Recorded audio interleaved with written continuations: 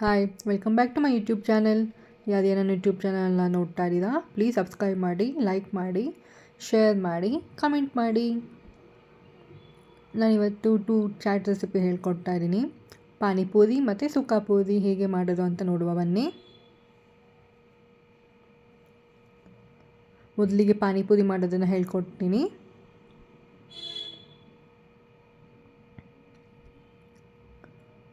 ಮೊದಲಿಗೆ ಮಿಕ್ಸಿ ಜಾರಿಗೆ 2 ಬೆಳ್ಳುಳ್ಳಿ, ಒಂದು ಚಿಕ್ಕ ಇಂಚು ಶುಂಠಿ, ಸ್ವಲ್ಪ ಕೊತ್ತಂಬರಿ ಸೊಪ್ಪು, ಪುದೀನ, ಖಾರಕ್ಕೆ ತಕ್ಕಷ್ಟು ಹಸಿಮೆಣಸಿನ್ಕಾಯಿ,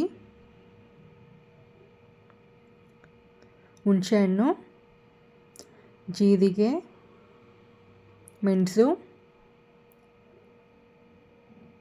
ನಾನಿಲ್ಲಿ ಹಸಿ ಖರ್ಜೂರ ತೊಗೊಂಡಿದ್ದೀನಿ ಒಂದು. ಸೊ ನೀರು ಹಾಕ್ಕೊಂಡು ರುಬ್ಕೊಳ್ಬೇಕು. ಎಲ್ಲನೂ ಪೇಸ್ಟ್ ಮಾಡಿ ಮತ್ತು ಒಂದು ಬಟ್ಲಿಗೆ ಪೇಸ್ಟ್ ಮಾಡಿರೋದನ್ನು ಬಟ್ಲಿಗೆ ಹಾಕ್ಕೊಳ್ತಾ ಇದ್ದೀನಿ. ಸ್ವಲ್ಪ ಬ್ಲ್ಯಾಕ್ ಸಾಲ್ಟು,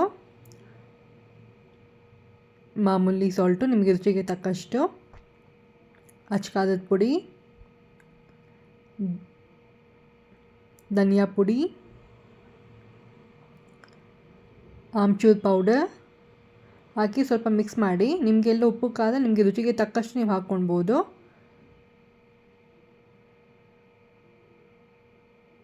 ಸೊ ಎಲ್ಲ ನೀಟಾಗಿ ಮಿಕ್ಸ್ ಮಾಡ್ಕೊಳ್ಳಿ.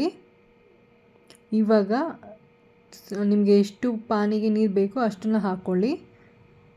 ನಾನಿಲ್ಲಿ ಸ್ವಲ್ಪ 1 ಲೀಟರ್ ಅಷ್ಟು ಹಾಕ್ಕೊಳ್ತಾ ಇದ್ದೀನಿ ನೀರು. ನಾನಿಲ್ಲಿ ಖಾರ ಪಾನಿ ಮಾಡ್ತಿದ್ದೀನಿ, ಸ್ವೀಟ್ ಪಾನಿ ಮಾಡ್ತಿಲ್ಲ. ಸೊ ಅದಕ್ಕೆ ನಾನು ಖರ್ಜೂರನೂ ಇದ್ರೊಳಗಡೆ ಮಿಕ್ಸ್ ಮಾಡಿಬಿಟ್ಟಿದ್ದೀನಿ. ಡಿಫ್ರೆಂಟ್ ಟೇಸ್ಟ್ ಕೊಡುತ್ತೆ, ಚೆನ್ನಾಗೂ ಇರುತ್ತೆ.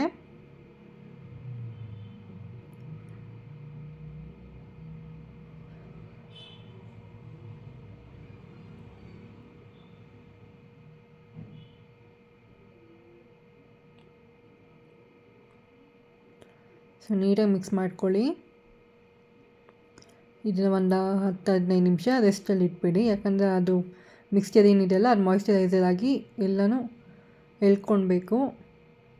ಆ ಫ್ಲೇವರ್ಸ್ ಎಲ್ಲ ನೀರೊಳಗಡೆ ಬರಬೇಕು. ಸೊ ಒಂದು 5 ನಿಮಿಷ ಬಿಟ್ಬಿಡಿ.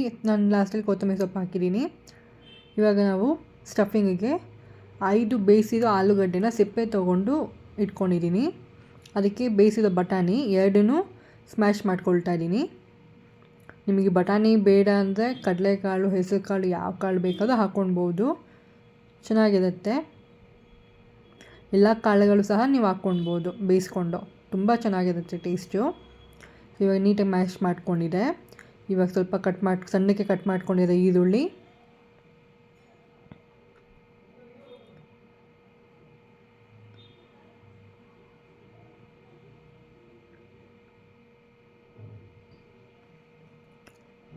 ರುಚಿಗೆ ತಕ್ಕಷ್ಟು ಉಪ್ಪು,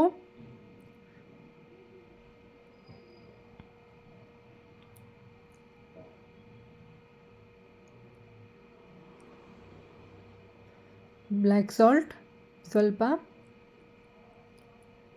ಪಾನಿಪುರಿ ಅಥವಾ ಚಾಟ್ಸು ಬ್ಲ್ಯಾಕ್ ಸಾಲ್ಟ್ ಇಲ್ಲದೆ ಅದು ಕಂಪ್ಲೀಟೇ ಆಗೋಲ್ಲ. ಬ್ಲ್ಯಾಕ್ ಸಾಲ್ಟ್ ಮತ್ತು ಆಮ್ಚೂರ್ ಪೌಡರ್ ಕಂಪ್ಲೀಟೇ ಆಗೋಲ್ಲ. ಸೊ ರುಚಿಗೆ ತಕ್ಕಷ್ಟು ಖಾರದ ಪುಡಿ. ನಿಮಗೆ ಖಾರ ಬೇಕು ಅಂದರೆ ನೀವು ಜಾಸ್ತಿ ಹಾಕ್ಕೊಳ್ಳಿ. ನಾವು ಸ್ವಲ್ಪ ಖಾರ ಕಮ್ಮಿ ತಿನ್ನೋದ್ರಿಂದ ನಮ್ಗೆ ಇಷ್ಟು ಸಾಕು. ಇದು ಸ್ವಲ್ಪ ನಾನು ಆಮೇಲೆ ಟೇಸ್ಟ್ ನೋಡ್ಕೊಂಡು ಹಾಕ್ಕೊಳ್ತೀನಿ. ಸ್ವಲ್ಪ ಧನಿಯಾ ಪೌಡರ್,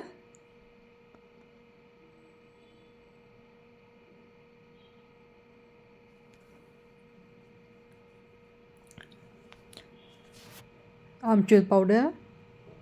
ಸೊ ಎಲ್ಲನೂ ಹಾಕ್ಕೊಂಡು ನೀಟಾಗಿ ಮಿಕ್ಸ್ ಮಾಡ್ಕೊಳ್ಳಿ.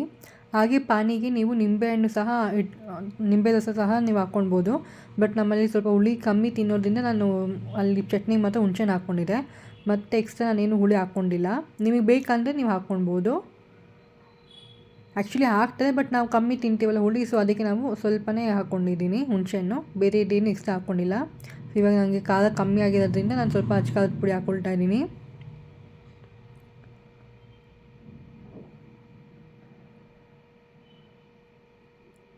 ಸೊ ಇವಾಗೆಲ್ಲ ನೀಟಾಗಿ ಮಿಕ್ಸ್ ಮಾಡಿದ್ದೆ. ಒಂದು 5 ನಿಮಿಷ ಬಿಟ್ಬಿಡಬೇಕು ರೆಸ್ಟು. ನೀವು ಮಾಡಿದ ತಕ್ಷಣ ತಿನ್ನೋಕ್ಕೆ ಓಕೆ, ಬಟ್ ಸ್ವಲ್ಪ ರೆಸ್ಟ್ ಬಿಟ್ಟರೆ ಒಂದು ಚೆನ್ನಾಗಿರುತ್ತೆ, ಎಲ್ಲ ಫ್ಲೇವರ್ಸ್ ಎಲ್ಲ ಅದರೊಳಗಡೆ ಬಿಟ್ಕೊಂಡಿರುತ್ತೆ. ಸೊ ಅದಕ್ಕೋಸ್ಕರ ಒಂದು 5 ನಿಮಿಷ ಬಿಟ್ಬಿಡಿ. ಹಾಗೆ ಪೂರಿನ ನಾನು ಲಾಸ್ಟ್ ಟೈಮ್ ಮಸಾಲೆ ಪೂರಿ ಮಾಡಬೇಕಾದ್ರೆ ನಾನು ಲಾಸ್ಟ್ ವೀಡಿಯೋನಲ್ಲಿ ತೋರಿಸಿದೆ, ಸೇಮ್ ರೆಸಿಪಿನೇ ಇಲ್ಲೂ ಇರೋದು, ಪೂರಿ ಮಾಡ್ಕೊಂಡಿರೋದು. ಸೊ ನಾನಿಲ್ಲಿ ಪಾನಿಗೆ ಸ್ವಲ್ಪ ಬೂಂದಿ, ಖಾರ ಬೂಂದಿ ಇತ್ತು, ಸೊ ಖಾರ ಬೂಂದಿ ಸಹ ಹಾಕಿದ್ದೀನಿ. ಇವಾಗ ಸ್ಟಾರ್ಟ್ ಮಾಡೋಣ. ಮೊದಲಿಗೆ ಪೂರಿನ ಸ್ವಲ್ಪ ಕ್ರಷ್ ಮಾಡಿಕೊಂಡು ಮೇಲ್ಗಡೆ ಇಟ್ಕೊಳ್ಳಿ.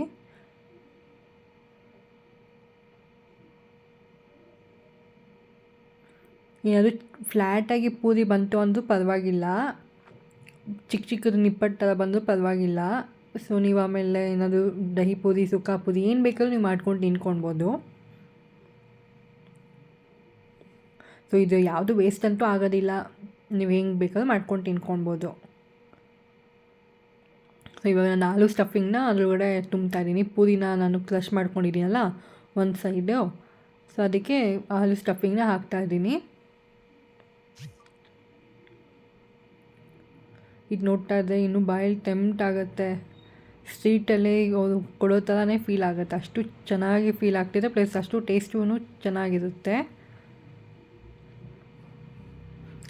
ಸ್ವೀಟ್ ಪಾನಿ ಸೇಮ್, ಆದರೆ ಸ್ವಲ್ಪ ಖರ್ಜೂರ ಮತ್ತು ಬೆಲ್ಲ, ಒಂದು ಸ್ವಲ್ಪ ಹುಣಸೆಹಣ್ಣು ಬಾಯ್ಲ್ ಮಾಡಿಕೊಂಡು ಪೇಸ್ಟ್ ಮಾಡ್ಕೊಳ್ಬೇಕು.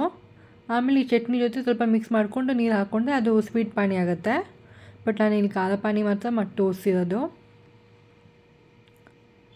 ಸೊ ಸ್ಟಫಿಂಗ್ ಎಲ್ಲ ರೆಡಿಯಾಗಿದೆ. ಇವಾಗ ನಾನು ಬಟ್ಲಲ್ಲಿ ಪಾನಿನ ಹಾಕ್ತಾಯಿದ್ದೀನಿ.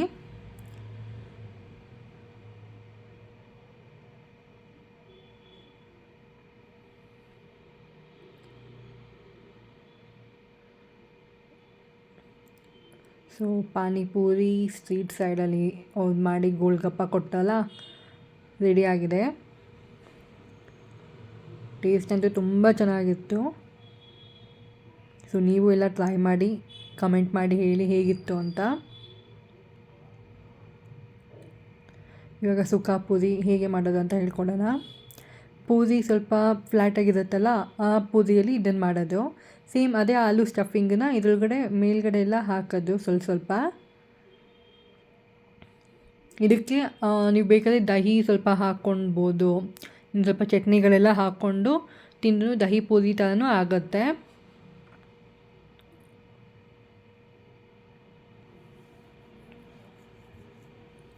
ಪಾನಿಪುರಿ ತಿಂದಮೇಲೆ ಲಾಸ್ಟಲ್ಲಿ ಯಾವುದು ಕೊಟ್ಟಾರಲ್ಲ 2 ಪೀಸ್ ಸುಕ್ಕ ಪೂರಿ, ಸೊ ನಾನು ಇವಾಗ ಅದನ್ನೇ ಮಾಡ್ತಾ ಇರೋದು.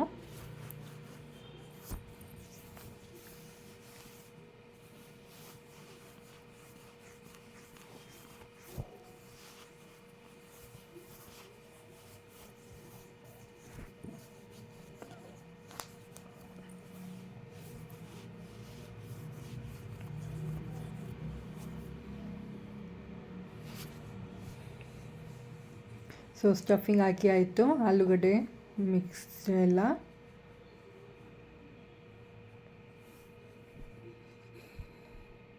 ಇದ್ರ ಮೇಲೆ ಸ್ವಲ್ಪ ದಾಳಿಂಬೆ ಹಾಕ್ತಾಯಿದ್ದೀನಿ. ನಿಂಬೆಹಣ್ಣು ಹಾಕ್ತಿಲ್ವಲ್ಲ, ಸೊ ನಮ್ಮ ದಾಳಿಂಬೆ ಇಟ್ಟು ಸೊ ಅದನ್ನೇ ಹಾಕ್ತಾಯಿದ್ದೀನಿ. ಚೆನ್ನಾಗಿರುತ್ತೆ ಟೇಸ್ಟು. ನಾನು ಫಸ್ಟ್ ಟೈಮ್ ದಾಳಿಂಬೆ ಹಾಕಿದ್ದು, ಟೇಸ್ಟ್ ತುಂಬ ಚೆನ್ನಾಗಿತ್ತು.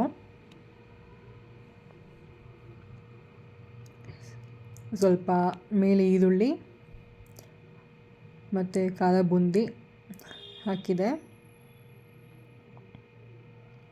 ಅಲ್ಲಿ ಬರೀ ಈರುಳ್ಳಿ ಮತ್ತು ನಿಂಬೆಹಣ್ಣು ಕೊತ್ತಂಬರಿ ಸೊಪ್ಪು ಹಾಕಿ ಕೊಡ್ತಾರೆ, ಬಟ್ ನಾನು ಇಲ್ಲಿ ಸ್ವಲ್ಪ ಎಕ್ಸ್ಟ್ರಾ ಹಾಕ್ಕೊಳ್ತಾ ಇದ್ದೀನಿ ಈರುಳ್ಳಿ ಜೊತೆ. ಚೆನ್ನಾಗಿರುತ್ತೆ ಟೇಸ್ಟು. ನೀವು ಮಕ್ಕಳಿಗೆ ಅಥವಾ ಮನೆಯಲ್ಲಿ ಮಾಡಿಕೊಟ್ರೆ ಎಲ್ಲ ಚೆನ್ನಾಗಿ ತಿಂತಾರೆ. ತುಂಬ ಚೆನ್ನಾಗಿರುತ್ತೆ, ಹೈಜೀನಾಗೂ ಇರುತ್ತೆ.